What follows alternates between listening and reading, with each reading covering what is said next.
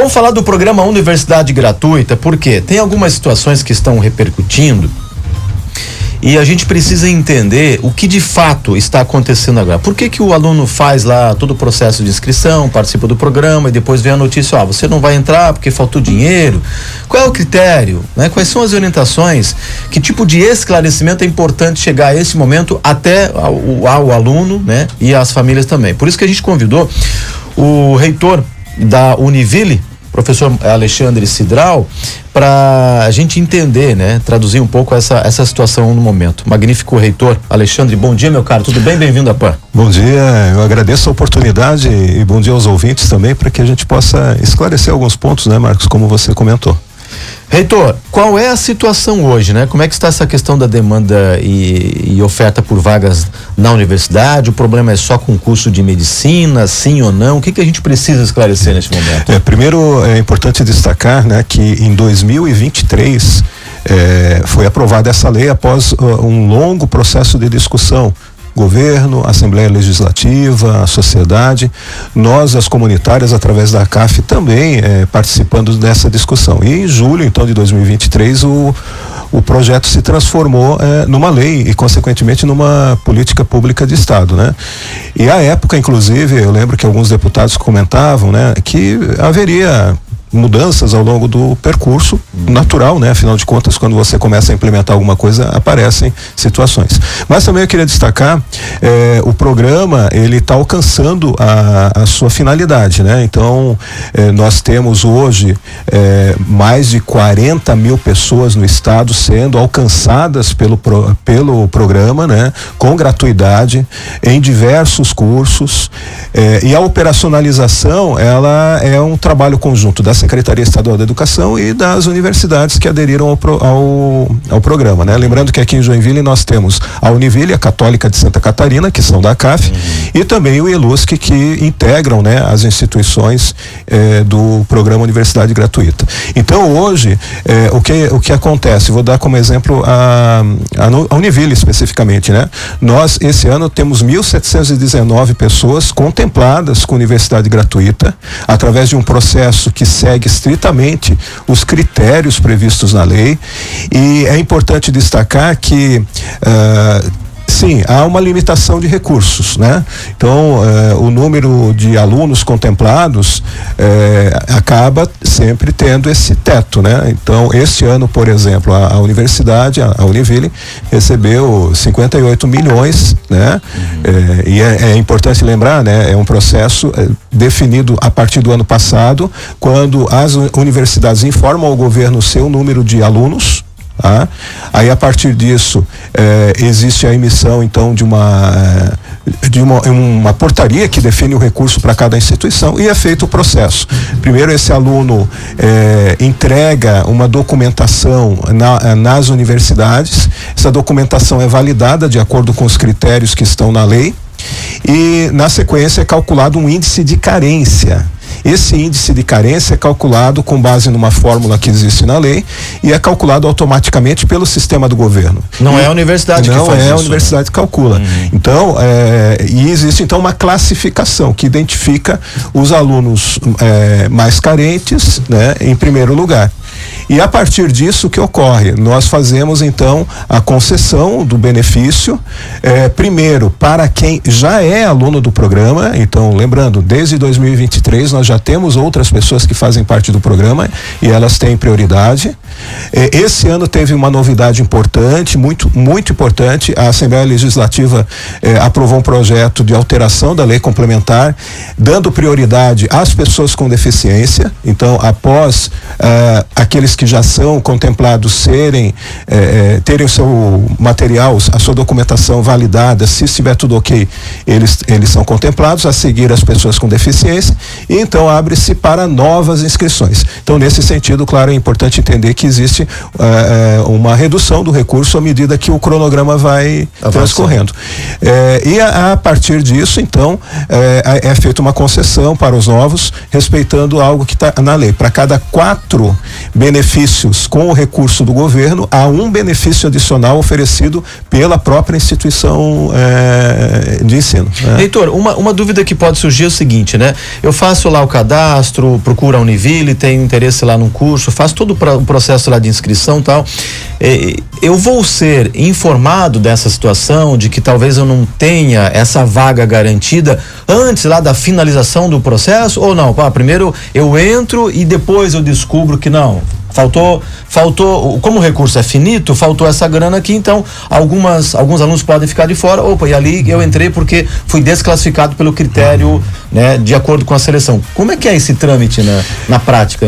O trâmite atualmente é esse mesmo, né? O aluno, inclusive na lei diz que o aluno precisa estar matriculado na instituição para concorrer ao benefício, né? Perfeito. Inclusive a nossa secretária de Educação recentemente, a professora Luciane, anunciou que haverá mudança nesse cronograma, né? Para que o aluno passe, ou o candidato ao programa passe a ter acesso à sua possibilidade ou não do programa antes de realizar a matrícula. Mas a lei hoje, ela exige, o aluno precisa estar matriculado e a partir disso, então, é que ele concorre.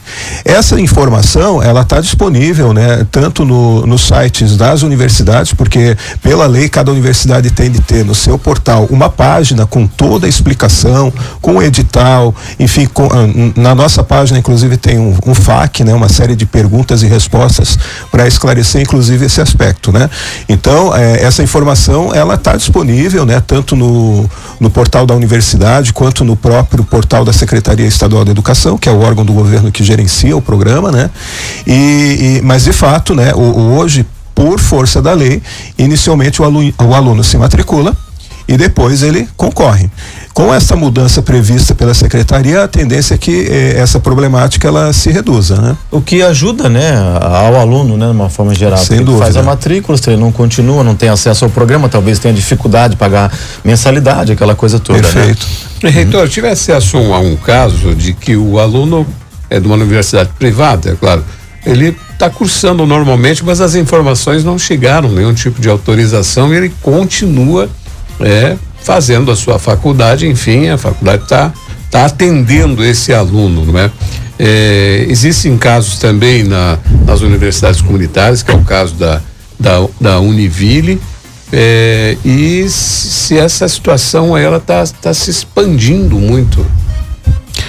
O que ocorre, como eu falei, nós hoje temos 1.719 contemplados e tem uma situação de vários alunos que submeteram documentação e que não foi homologado porque faltava documentação. Então hoje, de uma maneira bem específica, tem um grupo de 193 pessoas na Univille que não foi, mesmo estando apto, não foi contemplado porque o recurso não chegou. O que nós estamos fazendo na universidade? Orientando para que eles procurem a nossa central de atendimento acadêmico, porque cada caso é um caso, né? Há estudantes que têm, talvez, tiveram a possibilidade de fazer o pagamento, não tem o endividamento, né? E outros têm essa situação. Então nós estamos acolhendo esses alunos, entendendo a situação financeira, né? E procurando dar alternativas, né? De financiamento dessa dívida para que ele possa continuar estudando, porque eles podem novamente acessar e tentar novamente o programa nos próximos semestres, né? Não é porque a pessoa não conseguiu acessar num semestre que ela não pode novamente concorrer nos seguintes, né? Claro, é uma situação que nós estamos preocupados também, né, com essas famílias e com os alunos, e como ele falei, a Univille está de portas abertas para fazer esse aporte, né, em relação ao que ocorreu, e verificar a situação de cada família e o que está dentro dos nossos alcances. Pode ocorrer do aluno ser contemplado, mas a autorização, a documentação oficial não chegar até a universidade? É o contrário, né? Para ele estar apto, ele primeiro tem a documentação analisada. Tá? Então, o cronograma encaminhado pela Secretaria de Educação define essas etapas. Então, para cada etapa, como eu citei há pouco, para a renovação e depois para os novos, tem um momento de entrega de documentação, certo? E a instituição, nós temos uma equipe lá da gerência de bolsas e crédito estudantil, né? A equipe analisa de acordo com os critérios do governo. Ok, você está apto. Aí, terminado o período de homologação ou validação da documentação, é que entra na próxima etapa, que é o cálculo do índice de carência, porque o aluno, quando ele vai se inscrever, ele preenche dados cadastrais, por exemplo, renda, né? E ele tem de anexar a documentação que comprove aquela renda. Então, a instituição de ensino faz essa conferência. Se tiver tudo ok, ele está homologado para a próxima etapa, que é de classificação. Nós procuramos o governo do estado inclusive enviou uma nota à nossa reportagem. O governo do estado diz que segue comprometido com o aprimoramento do programa, em comum acordo com as instituições universitárias. A Secretaria de Estado da Educação orienta que os estudantes classificados com índice de carência que estiverem enfrentando dificuldades entrem em contato com as suas respectivas universidades, como já disse o reitor agora há pouco. Os reitores estão à disposição para realizar os encaminhamentos adequados a cada situação, e o governo do estado diz ainda que, como toda política pública de grande escala, sua implantação é gradativa e requer ajustes e aperfeiçoamentos ao longo do tempo. A consolidação completa está prevista para o primeiro semestre de 2027. Então, resumo da ópera, né, reitor? Até o que a gente vê até esse momento é isso, tem que se adequar, fazer os ajustes, tem a questão ali, primeiro aprova o aluno, depois ele faz a matrícula. Então o programa está numa fase de adaptação, isso que é importante se falar nesse momento, e o senhor também concorda, né? De fato, é necessário ajuste no programa nesse momento. Exato, tanto que essa semana nós, inclusive, além do diálogo com a Secretaria Estadual da Educação, né, visitamos a Assembleia, conversando com alguns deputados a respeito sobre a situação, entregamos um balanço do programa, né? Volto a destacar aqui, são mais de 40 mil pessoas contempladas, né? Então, e esse ano a previsão orçamentária do programa é de 800 milhões, né? Então, vem crescendo o recurso e vem crescendo o número de contemplados. E também é importante destacar, 75% dos estudantes contemplados são oriundos de escola pública ou tiveram bolsa ao estudar numa escola privada. Então é um programa que visa atender sobretudo aquela pessoa que tem dificuldade em acessar o ensino superior por questões financeiras. Então é um processo realmente de aperfeiçoamento. A lei já sofreu alterações por duas ocasiões, a partir justamente de situações que foram sendo apuradas. Citei uma das últimas aqui, que foi a inclusão da prioridade às pessoas com deficiência numa iniciativa muito importante de inclusão, né? Anteriormente também houve ajuste, toda uma discussão, né, sobre a contrapartida que o aluno precisa dar, né? Porque o programa prevê isso. Quem recebe o benefício, ele precisa agora, depois desta alteração na lei, realizar horas de prestação de serviço à comunidade em órgãos públicos ou entidades sem fins lucrativos, e a lei mudou, agora vai ser depois da formatura, né? Então também como uma contrapartida do aluno em relação ao benefício que ele recebeu, né? Então é um processo de aperfeiçoamento realmente, e eu queria também destacar a importância do programa, não só em termos de oportunidade de desenvolvimento educacional para as pessoas, mas esta ação, né, da atuação dele após formado na sociedade. As instituições comunitárias, elas também estão com um compromisso, como sua contrapartida, junto com as coordenadorias regionais de educação, desenvolver projetos para a capacitação dos professores da rede estadual. Então é todo um arcabouço, né, ligado a outras iniciativas do governo Jorginho, né, que tem demonstrado um compromisso com a educação, né? Então o governador, ele sempre coloca, né, a importância de olhar isso de uma forma sistêmica, né? Existe o programa hoje de incentivo à educação técnica, toda uma ação que a professora Luciane vai empreender junto à valorização do magistério. Então é todo um conjunto de medidas integradas para fazer com que a educação catarinense, inclusive, dê passos ainda mais largos na direção de um nível de excelência, né? Considerando que hoje nós já temos, né, indicadores de qualidade muito expressivos. E com seus ajustes necessários sempre, né? Reitor, obrigado pelo bate-papo esclarecedor para o ouvinte, para as famílias da região de Joinville aqui em Santa Catarina. E o senhor volte quando puder e quiser para a gente falar de educação e outros assuntos da nossa região, da nossa Univille também. Obrigado. Eu é que agradeço a oportunidade e reitero, né?